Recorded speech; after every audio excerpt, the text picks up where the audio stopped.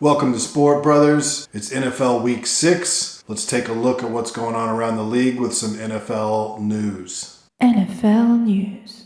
Coach Sean McVay has says that they have not given their last offer to OBJ. Well, we'll see.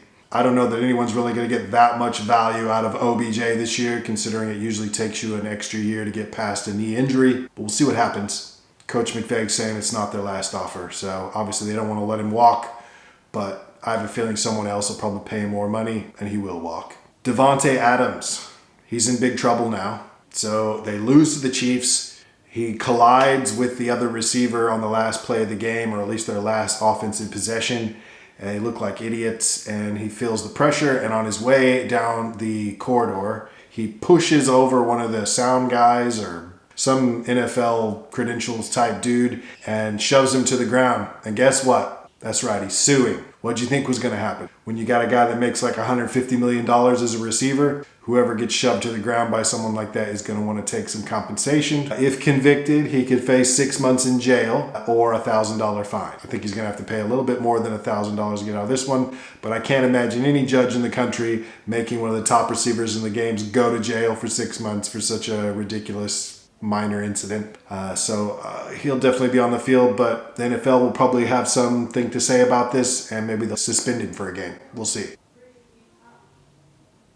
The fuck is talking outside? Shut up. All the talk around the NFL right now is the NFL defensive players being irked by all these ridiculous roughing the passer calls. And I have to agree, it's pretty fucking ridiculous. How are you supposed to get a guy to the ground? How are you supposed to hit him? I miss the physicality. I hate the new rules. I know they're trying to protect the quarterback and limit concussions and prevent the best players on the team from going down all the time. But this is a violent game. We want to see violence. I want to see my team take out the other quarterback and smash him up, especially if it's Tom Brady. So I hate these rules, but you got to live with them. But they got to stop causing the game-changing plays by causing these bullshit calls when they're not really anything they can do. When a big-ass 300-pound man goes smashing into a guy and then you want him to pull up and stop, that's pretty much impossible. These guys aren't superheroes. They can't stop on a dime. It's going to happen, and they need to stop calling bullshit plays. Let it go a little bit. Just let guys play. You know what everyone wants in the NFL? We don't want to see any fucking penalties, and we don't want to see the ref changing the game. So just loosen up, stop calling everything tight, and only call the blatantly obvious stuff, and then we'd all be happy.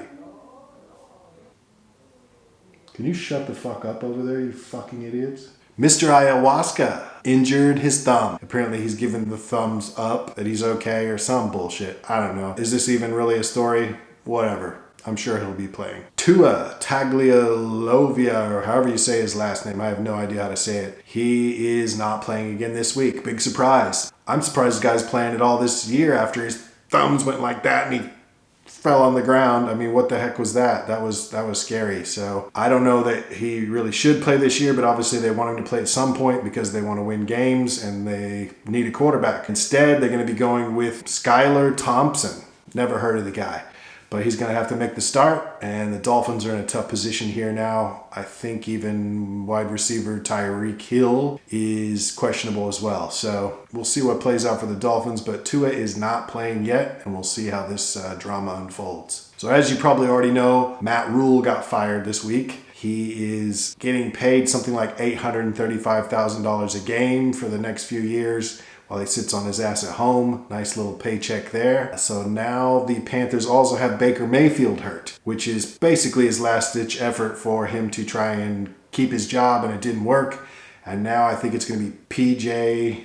Walker. I believe that's his name. P.J. Walker is going to get the start. So we'll see how that one goes. The Panthers are in disarray. I can't remember who they made as the head coach now, but it should be interesting to see what plays out. But the Panthers need a lot of help, and they need more talent, and this is not going to be their year. So sorry, Matt. Wasn't your best coaching performances, but maybe you'll get another shot later on down the road. And in Chicago Bears news, N'Keal Harry, their wide receiver they picked up from the Patriots, he's finally going to make a start. And let's face it, the Bears could use all the help they can get, so it'd be nice if he makes a good debut. I don't know if he's any good, but he's a big guy.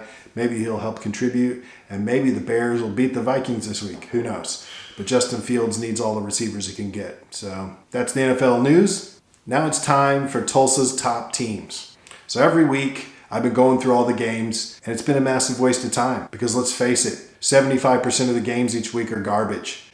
They're matchups we don't want to see, teams that don't really matter, or players we don't really want to watch. And there's a lot of snoozy, boring football that nobody can be bothered watching. So this week, really the only two teams I care about is Bills-Chiefs. I think the Chiefs are going to win here. I know Josh Allen's playing at an MVP level, but he's had a lot of injuries and the defense isn't what it should be. I think the Chiefs are overachieving on the defensive end. And after what I saw Patrick Mahomes do with the Raiders, I know it could have gone either way. There were some plays, but I think that Chris Jones' call where he was done for roughing the passer was bullshit. And had the Chiefs not won, I think we'd all be bitching about that call. The Chiefs just seem to have a really great ability at coming back on teams. And you saw what they did to the Bills last year. So I have a feeling they're going to do it again. And they're back home, so it's in Arrowhead. And I think that the Chiefs are a great bet this week. I think they're plus 2.5. So I'm hoping the Chiefs beat the Bills. And that's going to be the game of the week in my mind. Should be a great game to watch. The other game, obviously, is the late game.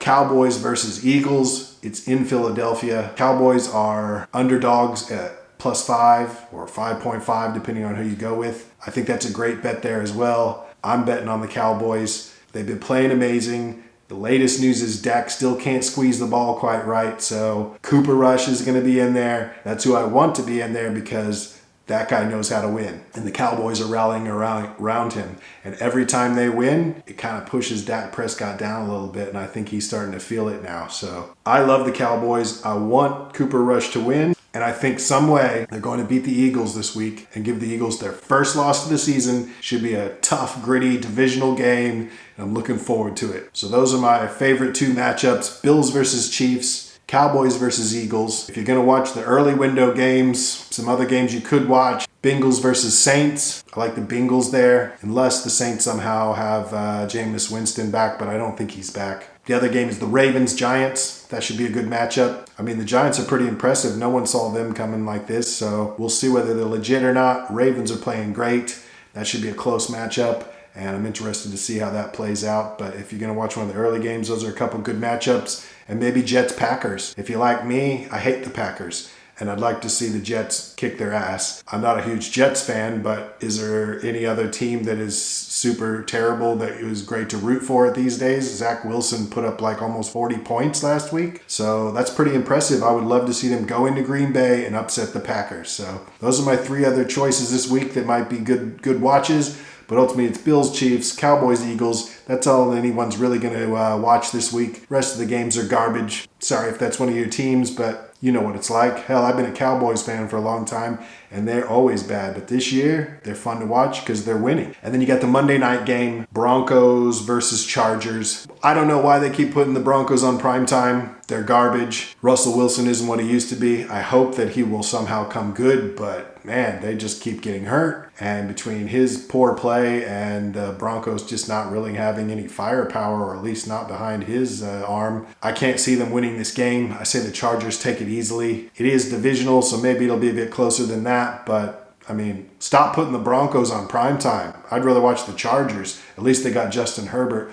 I believe in that guy. Even with all the injuries, I think he'll still get it done, but it ain't as exciting as the Bills, Chiefs, or Cowboys, Eagles. So there you have it. That's the show today. Thanks for watching. You know what to do. Sport Brothers out.